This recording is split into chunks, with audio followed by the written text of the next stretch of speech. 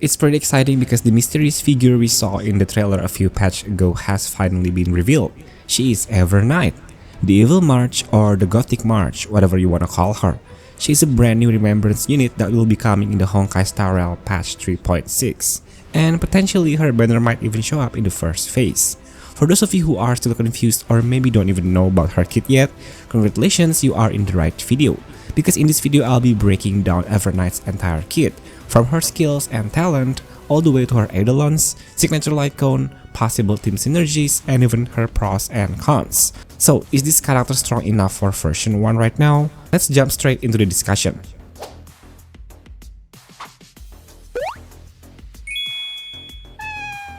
The Evil March or EVERNIGHT is a 5-star limited ice character who follows the path of remembrance. She's designed to be a sub-DPS within a team, and potentially shines in parties that include multiple remembrance units.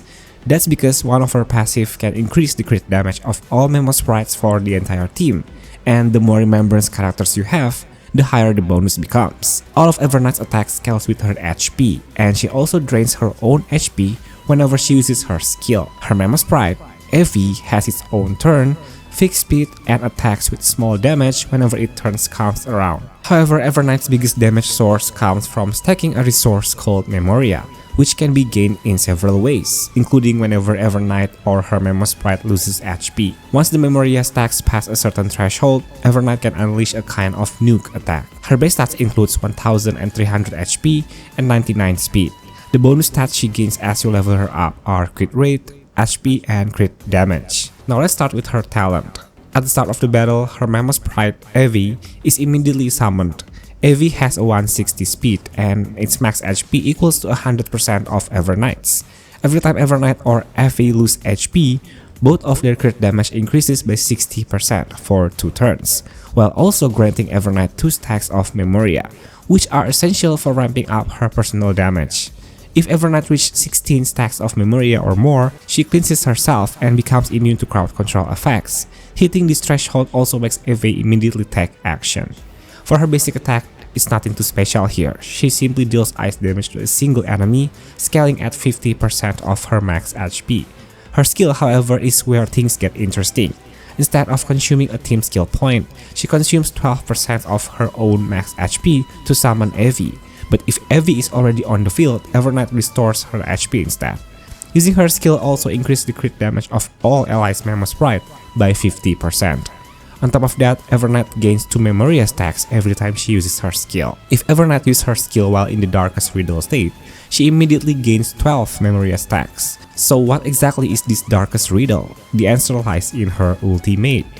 EVERNIGHT's ultimate comes with a hefty cost of 240 energy. When activated, she summons Evie and deals AoE ice damage, while entering the darkest riddle state, where her jellyfish turns red. In this state, enemies' vulnerability increased by 20%. The damage of both EVERNIGHT and Evie is boosted by 100%, and they become immune to crowd control effects. EVERNIGHT can only hold 2 darkest riddle stacks, and each one is consumed by Evie to empower its attack with a massive nuke. Once both stacks are used, the darkest riddle state disappears. So just how powerful are these empowered jellyfish attacks? Let's break down the skills and talents of her memo sprite.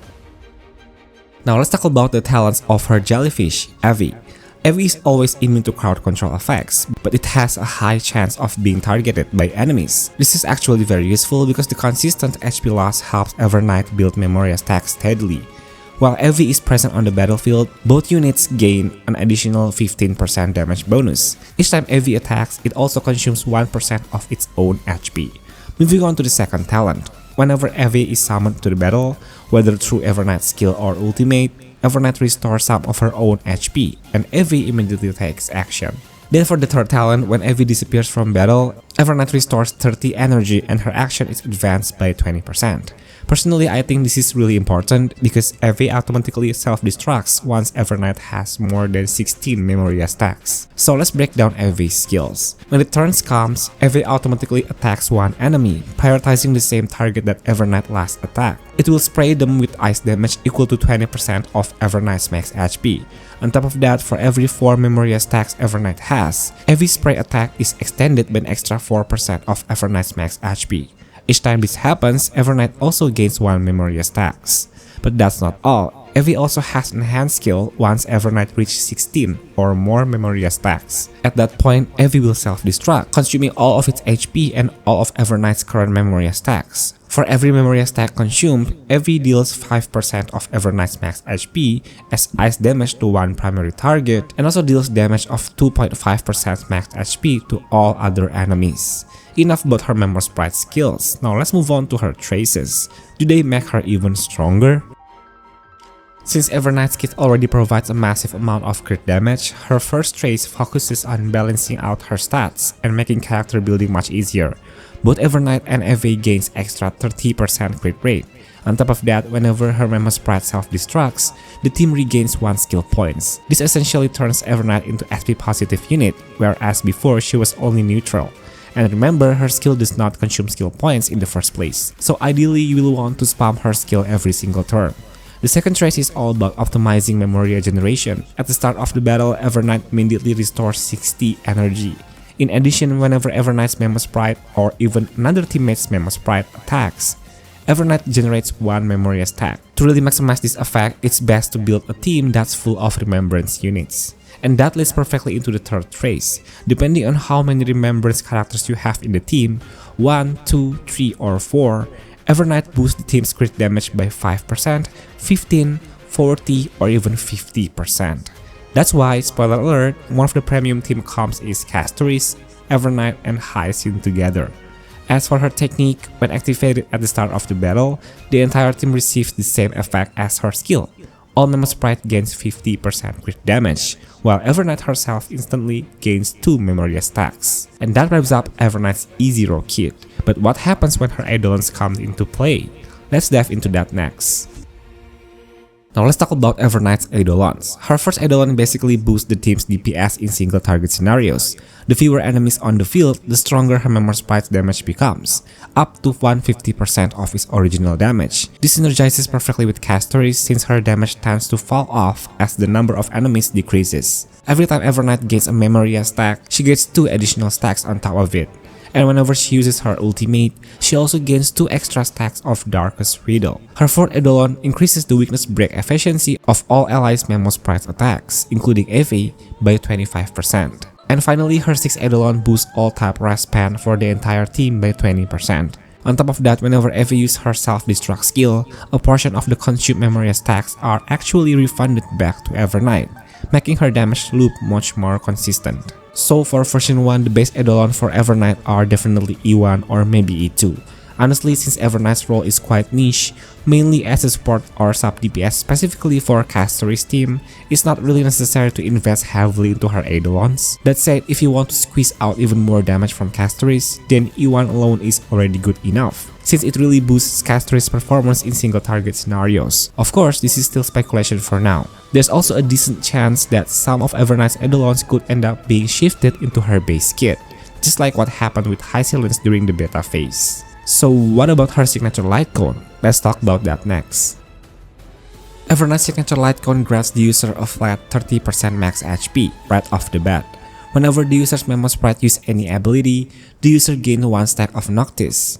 Noctis is extremely valuable because it allows the team to ignore 22% of the enemy's defense whenever all of their Memo Sprite attacks. On top of that, for every Noctis stack, the damage dealt by the user's Memo Sprite is increased by 12%. Stacking up to a maximum of 4 times. Considering how limited the current light cone options are for the Remembrance path, this signature LC is definitely worth prioritizing. In fact, I would even recommend going for her light cone first before Eidolon 1. But keep in mind this is still very early information, so any significant changes could happen in version 3. So which characters can synergize with EVERNIGHT? Well, the most obvious answer is, of course, Castoris. Even though EVERNIGHT does not have the ability to drain her teammates' HP, she can reduce her own, and her Memo Sprite can even erase itself entirely when using its self-destruct skill, after Memoria stacks are full. Since Evie's max HP equals to 100% of EVERNIGHT's own HP, this actually helps Castoris charge up her ultimate much faster. In return, Castoris' HP draining skill makes EVERNIGHT's Memoria generation far more consistent.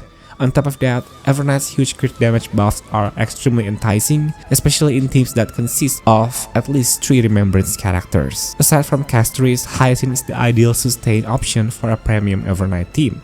Not only does she provide max HP buff, but her naturally high speed allows her to attack frequently, further helping Evernight generate memory stacks. This becomes even more effective if you have Hyacinth's LC.